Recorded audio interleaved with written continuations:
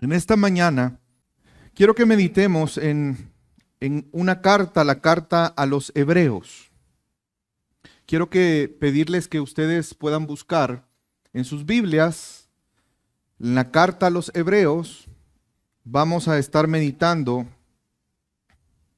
en el capítulo 4, versículo 12 al 16.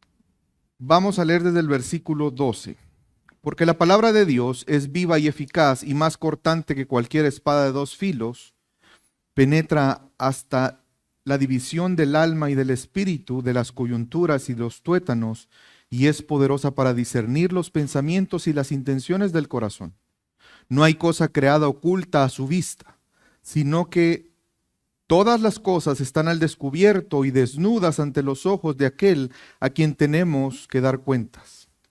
Teniendo pues un gran sumo sacerdote que trascendió los cielos, Jesús, Hijo de Dios, retengamos nuestra fe. Porque no tenemos un sumo sacerdote que no pueda compadecerse de nuestras flaquezas, sino uno que ha sido tentado en todo, como nosotros, pero sin pecado.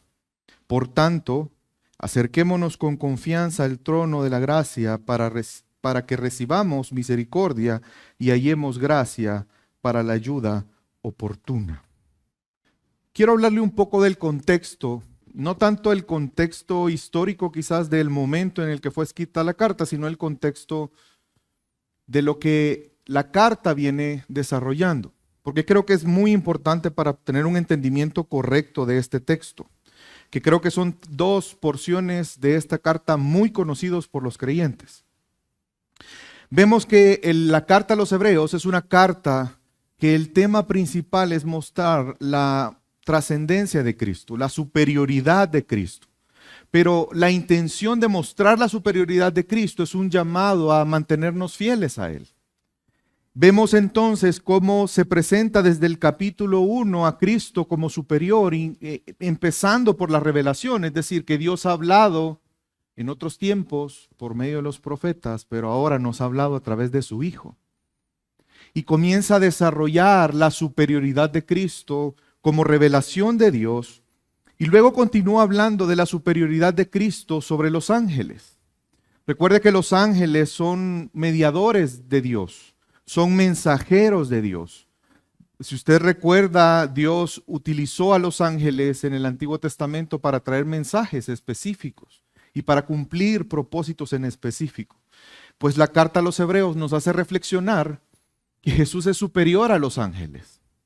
Y no solamente eso, sino Jesús es superior a Moisés, por cuanto Moisés, si bien es cierto, Dios lo considera como un siervo fiel, pero Jesús es más digno que Moisés. Porque Moisés fue digno, o más bien logró cierta fidelidad delante de Dios, pero obviamente Jesús es superior. Y vemos cómo en el capítulo 3, inclusive se cita el Salmo 95, porque lo que quiere hacer el autor de la carta a los Hebreos es ponernos un ejemplo en Moisés y en el pueblo en el tiempo de Moisés para hacer una exhortación. Y la exhortación va enfocada a que en el pueblo en el tiempo de Moisés, por la dureza de su corazón, ellos fueron desobedientes. A pesar de que Dios obró y a pesar de que ellos pudieron ver la gloria de Dios manifestada en sus grandes milagros y acontecimientos, a pesar de eso, ellos en su corazón endurecieron su corazón.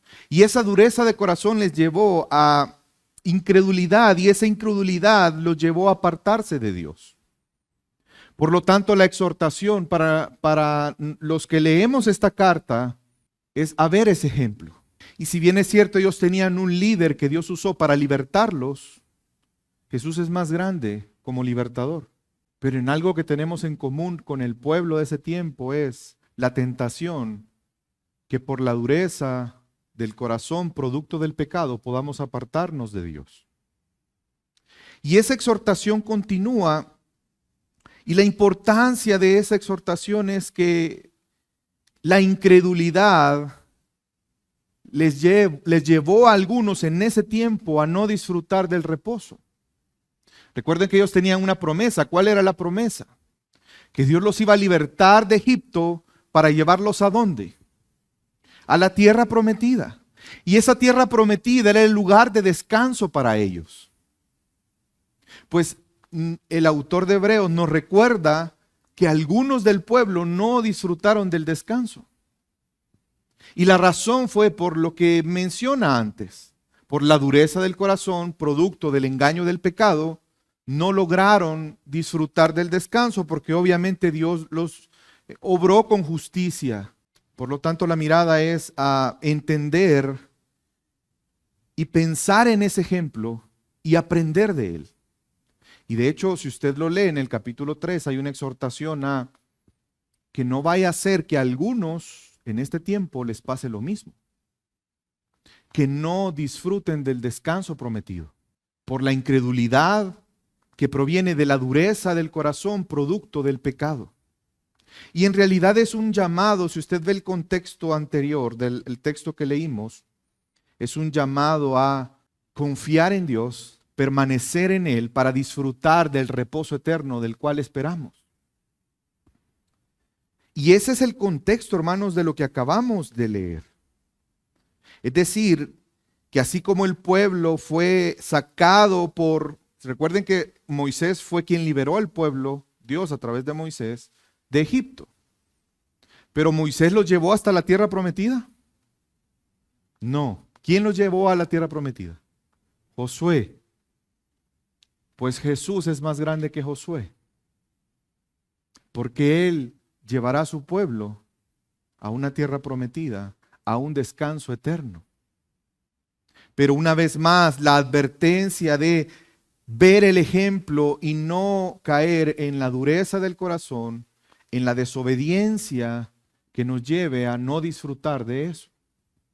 Hermanos, este contexto nos ayuda a comprender algo cuando leemos este texto, porque lastimosamente a veces leemos textos que son muy hermosos, pero no nos damos la tarea a leer el contexto. Y eso afecta en el entendimiento de lo que estamos leyendo. ¿Cuántos de ustedes les es muy familiar reconocer el texto que la palabra de Dios es viva y eficaz? Más cortante que toda espada de doble filo, que penetra hasta lo más profundo de nuestro ser. Pero normalmente eso es visto como algo de ánimo, pero en realidad Dios está exhortando. Es una exhortación. Por eso para mí era importante poner el contexto. En el contexto de que no caigamos en desobediencia, es que dice que porque la palabra de Dios es viva y eficaz. Hermanos, deseo que en esta mañana todos nosotros atesoremos en nuestra mente y en nuestro corazón una verdad. Confiemos en Cristo. En el trono de gracia hallaremos misericordia y socorro por Él. Si tú confías en Cristo, podrás entrar al trono de gracia. Y al estar delante de ese trono de gracia, encontrar misericordia y socorro oportuno para cada uno de nosotros. El título del sermón en esta mañana es Acerquémonos al trono de la gracia. Y quisiera comenzar con el primer punto en esta mañana, y es hablar de esta primera porción que leímos. Esta porción, hermanos, que leímos del versículo 12 al versículo 13, es una porción que nos hace recordar una verdad, que Dios es un juez al cual no podremos engañar. Cada uno de nosotros tiene que ser consciente por el testimonio de la palabra de Dios que Dios es un juez justo, que no hay nadie quien pueda engañarlo. Y quiero que me acompañe a leer nuevamente el versículo 12 y el versículo 13. Porque la palabra de Dios es viva y eficaz y más cortante que cualquier espada de dos filos. Penetra hasta la división del alma y del espíritu, de las coyunturas y los tuétanos, y es poderosa para discernir los pensamientos y las intenciones del corazón.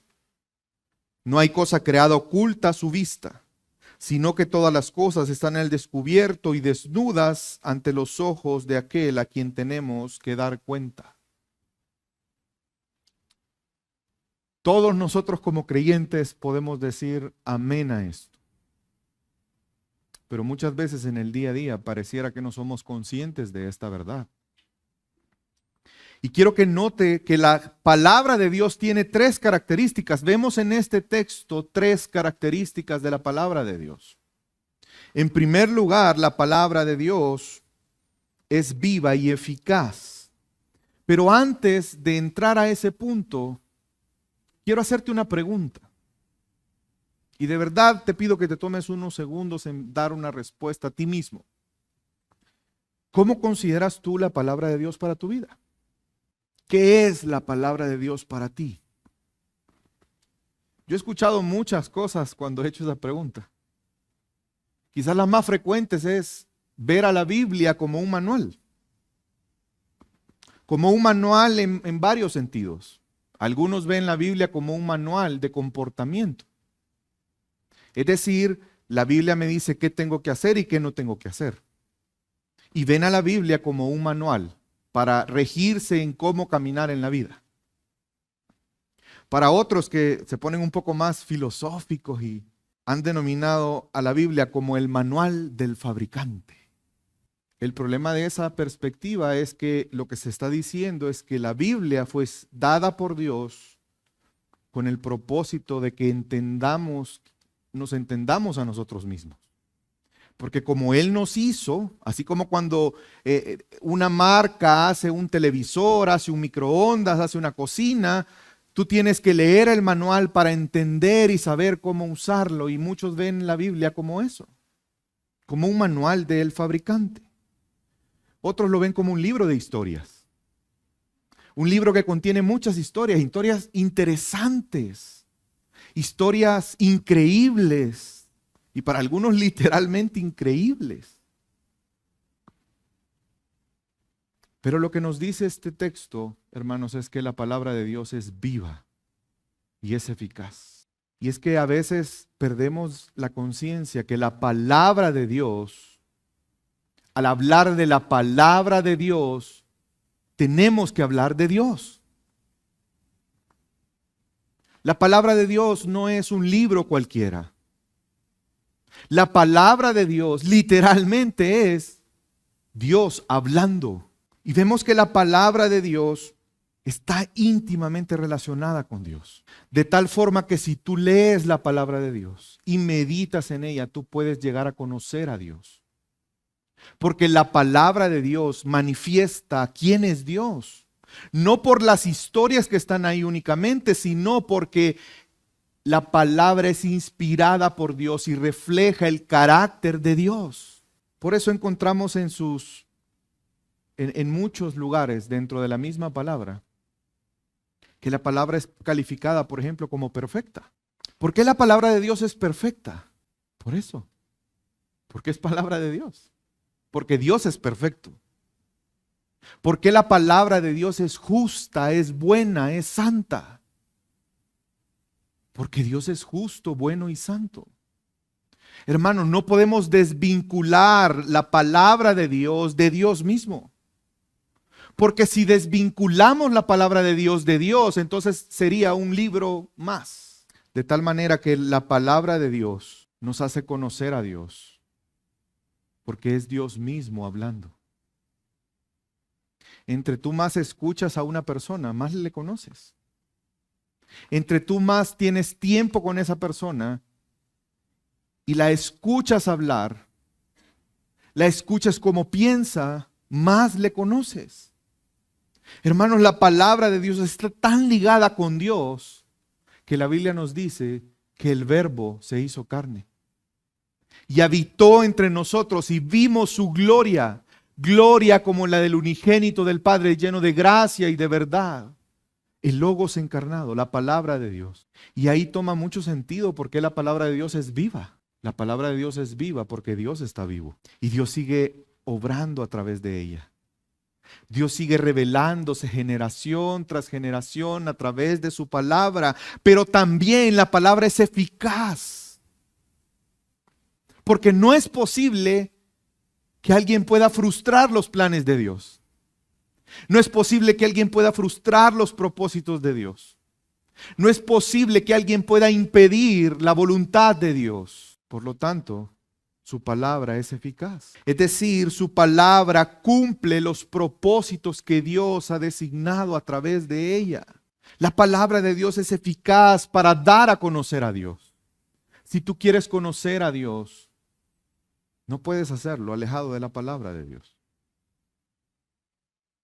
Y creo que es un buen momento para poner una pausa y pensar, ¿qué tanto conocemos a Dios? ¿Qué tanto conoces la palabra de Dios? Porque en la medida que tú conozcas la palabra de Dios, es la medida en la que tú conocerás a Dios. La palabra de Dios es eficaz para abrir nuestros ojos y contemplar su gloria. Porque el ser humano por el pecado está destituido de ver la gloria de Dios. Por el pecado está destituido de conocer a Dios. Pero Dios a través de su palabra hace el milagro de que un hombre en su condición natural pecadora, muerto, que no puede ver, no puede entender, no puede conocer a Dios, no hay ni uno solo, por cuanto todos pecaron. Pero a través de su palabra, la cual es eficaz, escuchando su palabra, nuestros ojos pueden ser abiertos, porque Él nos hace nacer de nuevo por la fe. Y entonces empezar a contemplar la grandeza de Dios a través de ella. Pero la palabra de Dios es eficaz para santificarnos también. La palabra de Dios es eficaz para enseñarnos, para corregirnos, para redarguirnos, para instruirnos en justicia, de tal manera que tú y yo a través de la palabra, esa palabra que es eficaz, podemos crecer y madurar conforme a la imagen de Cristo Jesús en nuestra vida. Hermanos, la palabra de Dios es viva y eficaz. La segunda característica es que tiene poder. Y en este texto en particular, enfatiza poder en un sentido. Todo lo que hemos mencionado antes es una manifestación del poder de Dios, que una persona pueda conocer a Dios, que una persona pueda ser santificada por la palabra, es poder de Dios obrando. Pero en este texto es poderosa, ¿para qué? Versículo 12. Es más cortante que cualquier espada de dos filos, penetra hasta dividir el alma del espíritu, las coyunturas y los tuétanos. ¿Es poderosa para qué? Para discernir. Ay, hermanos, la palabra de Dios escudriña y separa. No hay nadie que pueda librarse del poder de la palabra de Dios en cuanto a discernir los pensamientos y las intenciones de nuestro corazón, algo que ni nosotros mismos podemos hacer. Porque el corazón es engañoso y perverso. ¿Quién lo conocerá? Pero la palabra de Dios tiene poder para discernir. ¿Y saben qué significa esa palabra discernir? Es evaluar para emitir un juicio. ¿Somos conscientes que la palabra de Dios nos evalúa y emite un juicio en relación a nosotros mismos? Es que miren, seamos sinceros. Cuando yo me reflejo en el espejo de mi prójimo, ¿qué tanta probabilidad tengo de salir salvado? De salir aprobado. ¿Qué tanto, hermanos? Yo sé que quizás usted nunca lo ha hecho, pero yo lo he hecho. ¿Y sabe qué? Siempre me va bien. Es que mira, no, hombre, si yo estoy bien, Señor, gracias. Mira cómo es este. ¿Cuánto le falta la gracia a este tipo? Gracias, Señor, porque yo no soy igual que este. Pero hermanos, cuando el espejo en el cual nos reflejamos es la palabra de Dios, no habrá una vez que salgamos librados. Porque la palabra de Dios tiene la función de evaluarnos y emitir un veredicto. ¿Usted se ha preguntado alguna vez por qué la palabra siempre me confronta? Porque la palabra Tiene el poder de discernir los pensamientos y las intenciones del corazón. Hermanos, esto no es algo malo para nosotros, al contrario, es la gracia de Dios a través de su palabra. ¿Saben por qué? Porque si no tuviéramos, si la palabra de Dios no tuviera ese poder para discernir, tú y yo pasaríamos engañados todo el tiempo, pensando que somos buenos, pensando que merecemos ir al cielo, pensando que podemos presentarnos delante del Dios justo y decirles, aquí está mi currículum. Aquí está todas las obras que yo he hecho. ¿Sí o no me merezco estar contigo?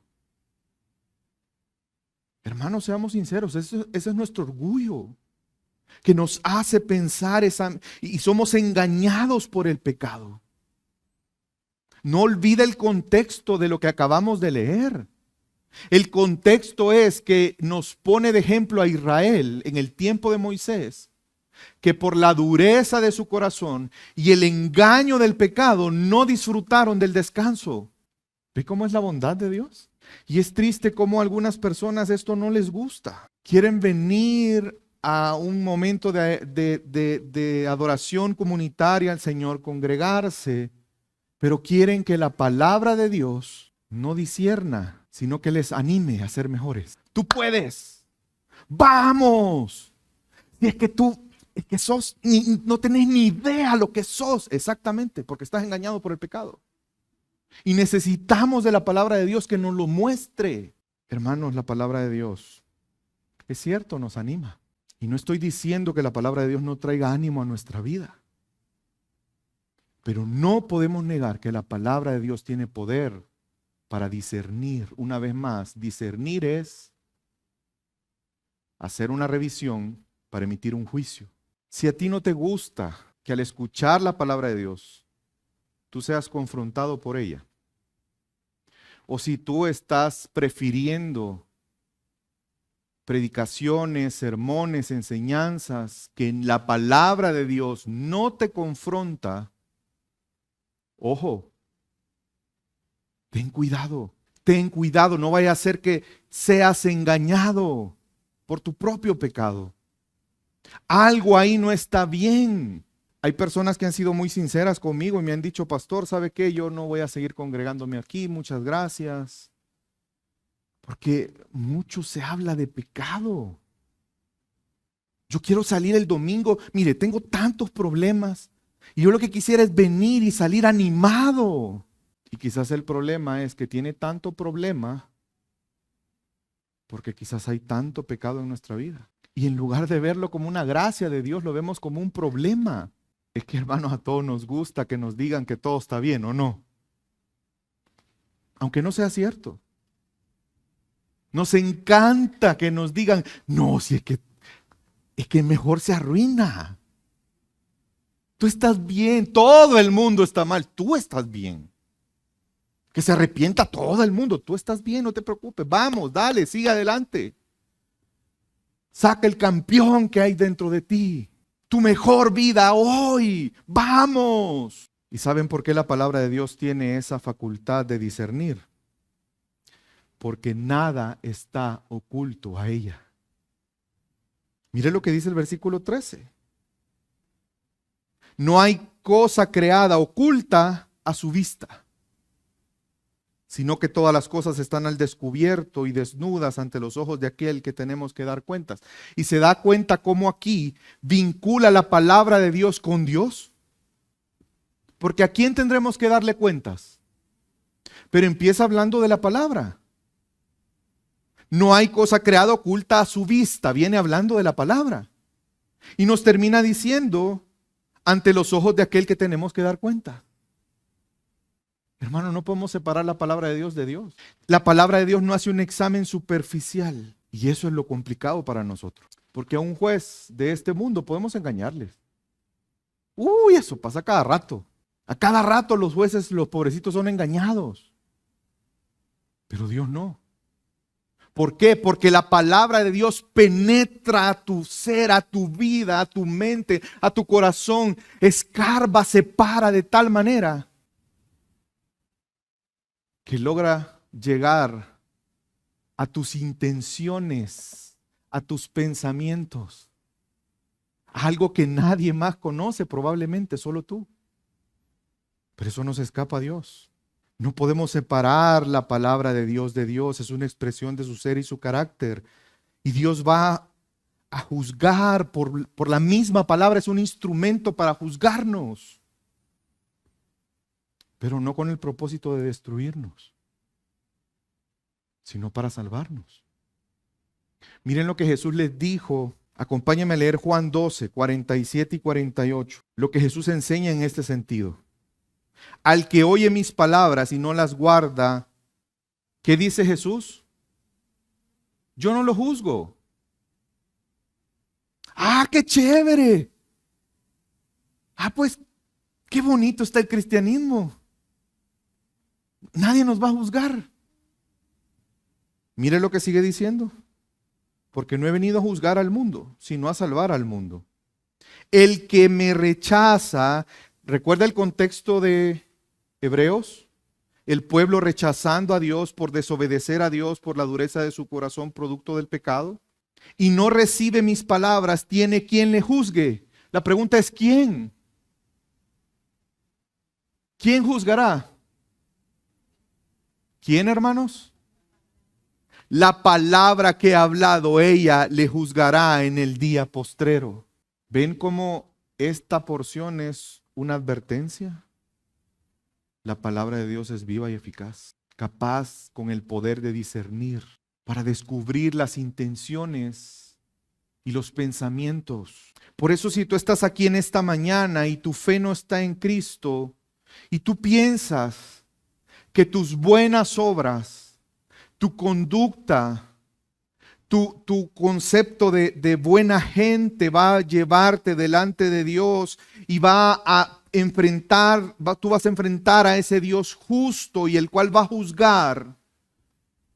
Y si tú piensas que tus acciones te van a librar de ese juicio, quiero decirte que no es cierto, porque Dios conoce tu mente, tus intenciones y serás juzgado.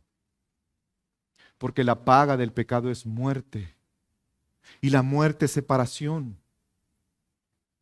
La condena será una separación eterna de Dios en sufrimiento. Si tú piensas que aquí en este mundo uno sufre, no tienes idea de lo que implicará estar en una eternidad sin Dios. Sin Cristo serás condenado justamente porque Dios te condenará sobre tus pecados. Y no solo aquellos pecados que te cacharon, los pecados que cometiste en tu mente, en tu corazón. Reconoce delante de Dios que no puedes aparentar porque Él conoce todo. Es que hermanos, veamos la seriedad de esto. ¿Quién de nosotros estaría dispuesto a que se hiciera un live, un en vivo en alguna red social y que se transmitiera por ahí un día todo lo que tú piensas y las intenciones de tu corazón? ¿Quién estaría dispuesto? En un día. Un Twitch de 24 horas. Donde se va a transmitir todos nuestros pensamientos y nuestras intenciones. Hermanos, ¿quién de nosotros estaría dispuesto? ¿Te das cuenta? La gravedad de la situación y la importancia de esta advertencia. Pues Dios está viendo en vivo 24/7, 365 días las intenciones de nuestra mente y de nuestro corazón. Por tanto, confiemos en Cristo, en el trono de gracia, y hallemos misericordia y socorro, hermanos. Es que no hay otra alternativa. No hay otra alternativa verdadera. Por eso Cristo se vuelve nuestro gran sumo sacerdote. Nosotros enfrentamos tentaciones, enfrentamos agonía ante el pecado por nuestra condición humana.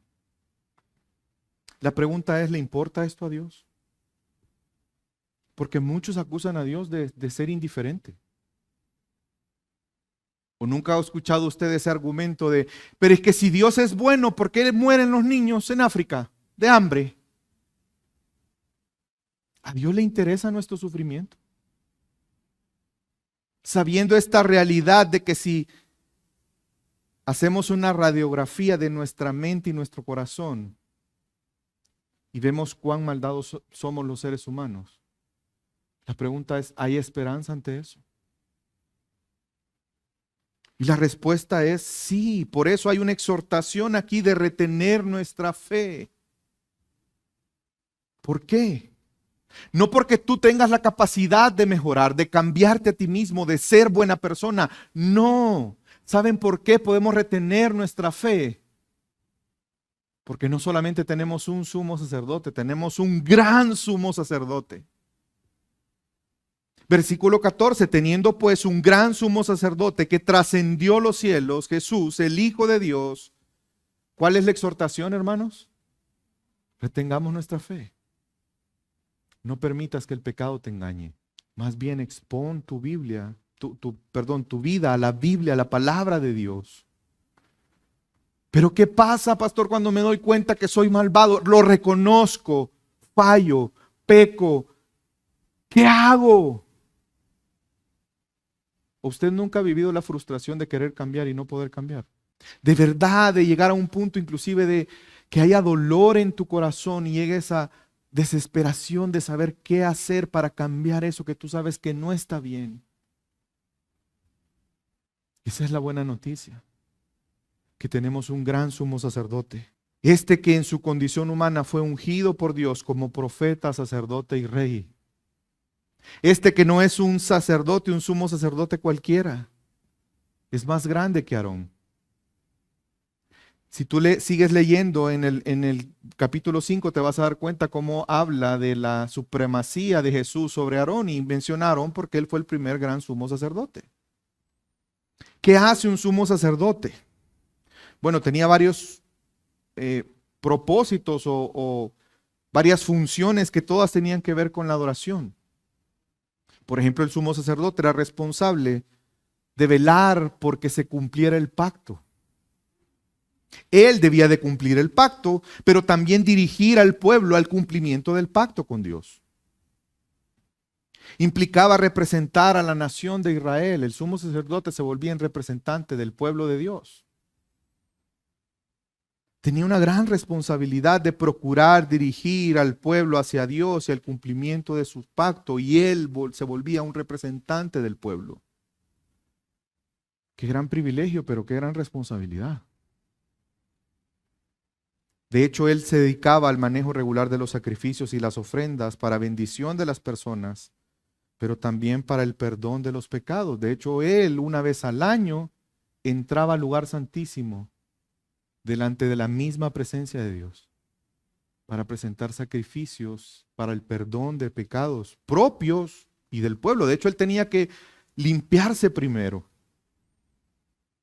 ¿Se recuerda qué pasaba si él entraba al lugar santísimo y no se había expiado sus pecados? Le ponían una cuerda y le ponían campanitas. Mira, ya no se oye el sumo sacerdote, tiene como 45 minutos. Bueno, jala la cuerda. Si no había expiado sus pecados, mire. Porque está delante del Dios santo, santo, santo. Pero el sumo sacerdote también evaluaba, o más bien era evaluado por Dios. ¿Saben cómo? Que tanto él, en términos de la escritura, era leal a Dios y amaba a Dios. ¿Qué creen que pasaba con los sumos sacerdotes? ¿Salían aprobados o reprobados? Jesús es el único que cumplió con esto. Por eso Él es el gran sumo sacerdote. Él es el único. Y además, Él no solamente es el único que cumplió su sacerdocio, sino que es un sumo sacerdote que es trascendente. A tal punto que Él subió a los cielos. Él no solamente entró una vez al año a la presencia de Dios. Él habita y mora en la presencia de Dios. Al punto que está sentado a la diestra de Dios. Pasó por los cielos. Pero en ese proceso expió nuestros pecados. El sumo sacerdote tenía que expiar sus propios pecados y los pecados del pueblo. Y lo tenía que hacer año con año, año con año. Hermano, Jesús lo hizo una vez y para siempre. Él no tuvo que expiar sus pecados porque en Él no hay pecado. Sin embargo, se hizo pecado por nosotros, para resolver la culpa y la vergüenza producto de nuestro propio pecado. Ha eliminado nuestra culpa con su sangre. Ha cambiado nuestra naturaleza. Ha restaurado la relación entre el Creador con la criatura. Por eso es nuestro gran sumo sacerdote y podemos acercarnos con alegría y confianza sabiendo que nos ofrece misericordia y gracia. Este gran sumo sacerdote no es un hombre cualquiera, es el Hijo de Dios, el cual tomó forma de hombre para venir a cumplir ese llamado como sumo sacerdote, pero también es poderoso, de tal manera que ha traspasado los cielos y ahora está sentado a la diestra de Dios. Ese es nuestro gran sumo sacerdote, hermano. Porque no tenemos un sumo sacerdote que no pueda compadecerse de nuestras flaquezas, sino uno que ha sido tentado en todo como nosotros, pero sin pecado. ¿Te das cuenta esto cómo toma un sentido diferente cuando consideramos que ese sumo sacerdote del que está hablando no es un sumo sacerdote cualquiera? Es el Hijo de Dios. Él podría ser indiferente a nosotros, ¿o no? Él podría hacerlo. Pero nuestro gran sumo sacerdote no solamente es trascendente, sino que es inmanente, es decir, Él está cerca de nosotros. Él se compadece de nosotros. Si tú te has preguntado, ¿a Dios le importa el sufrimiento, la maldad en este mundo? Sí, le importa tanto que Él envió a su Hijo a morir en una cruz por la maldad y el pecado de este mundo. Así le importa a Dios el sufrimiento de los hombres. Él está cerca y se preocupa por nosotros, nos entiende porque habitó entre nosotros, hermanos. Él sabe lo que implica ser un hombre. Él sabe lo que implica vivir en este valle de sombra de muerte. Él lo sabe porque Él lo vivió. Él sabe lo que significa el pecado, aunque Él nunca tuvo pecado, pero Él fue testigo del pecado y del dolor que produce en la humanidad. ¿Se recuerdan cuando Él iba a la cruz? Que una mujer estaba llorando por Él. ¿Se recuerdan lo que le dijo? Llorad, llorad por Jerusalén. Él sabe el dolor que implica el pecado en nuestras vidas, en la vida de los que están a nuestro alrededor. Él entiende que es enfrentar la tentación porque Él fue tentado al igual que nosotros, pero sin pecado, hermanos. Por eso Él se compadece de nosotros. Él sabe lo que es ser rechazado, lo que es ser perseguido. Él sabe lo que es entregar su vida justa por los injustos. Él sabe lo que es amar a un enemigo porque nos ha amado eternamente. Hermanos, Él comprende el precio. Él sabe el precio que hay que pagar para hacer la voluntad del Padre. Él nos entiende. Entiende nuestra incapacidad como seres humanos. Entiende el dolor de la muerte. ¿O acaso tú no recuerdas cómo Él lloró por su amigo Lázaro? Pero lo grandioso de este gran sumo sacerdote es que es compasivo con nosotros. Porque Él nos entiende, Él quiere socorrernos en la debilidad. Hermanos, no estamos solos. Si tú estás caminando en el valle de sombra de muerte y te sientes frustrado, agotado, sin fuerzas, probablemente no estás reconociendo que tienes un gran sumo sacerdote, el cual cuando tú lo busques, Él no se va a burlar de ti. Él no te va a menospreciar. Él se va a compadecer. Tenemos un gran sumo sacerdote que es más excelente de Aarón. ¿Por qué? Porque Él es el único que entregó su vida para expiar nuestros pecados. Es el único sumo sacerdote que Él mismo fue la ofrenda por el pecado. Es el único que estuvo dispuesto a entregar su vida por amor. Y es por eso que ahora podemos enfrentar el trono de Dios, no como un trono de ira, por el pecado, sino como un trono de gracia. Quiero que medites si tu fe no está en Cristo por un momento. Quieras reconocerlo o no. Quieras aceptarlo o no. Todos nosotros un día estaremos delante de Dios. La pregunta es, ¿tú enfrentarás el trono de ira o estarás ante el trono de gracia?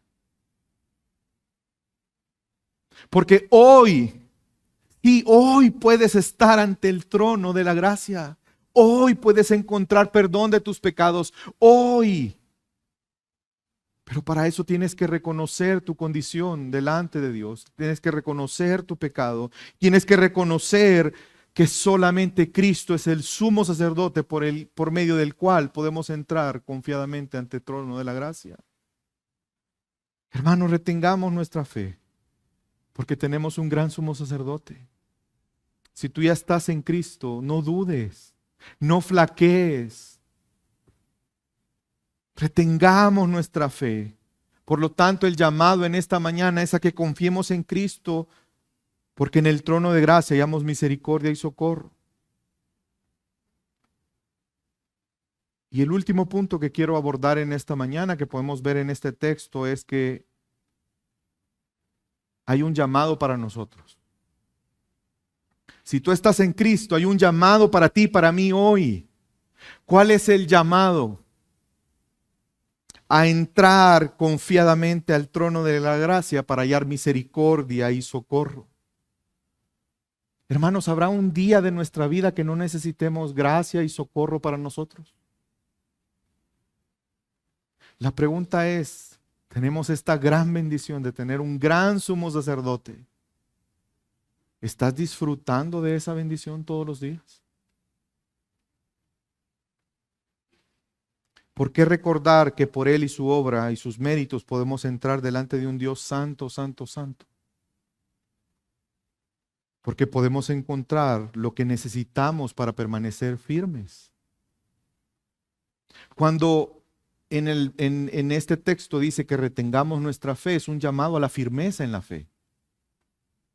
Pero la firmeza en la fe no viene de tus esfuerzos ni de mis esfuerzos. El estar firmes en la fe proviene de la ayuda y el socorro que recibimos diariamente de nuestro gran sumo sacerdote. Acompáñeme y leamos el versículo 16. ¿Lo tiene ahí? Por tanto, ¿qué dice? Acerquémonos. Por tanto, por todo esto, acerquémonos sin temor, con confianza al trono de gracia. ¿Para qué? Para recibir misericordia y hallemos gracia para la ayuda oportuna. Ese por tanto es el considerar que Jesús es nuestro sumo sacerdote trascendente, que está en la presencia de Dios, pero que también es compasivo con nosotros, porque se compadece de nuestra naturaleza frágil, malvada, pecadora. Entonces es una exhortación a que, reconociendo esa condición, la exhortación no es lucha, esfuérzate, hazlo, tú puedes.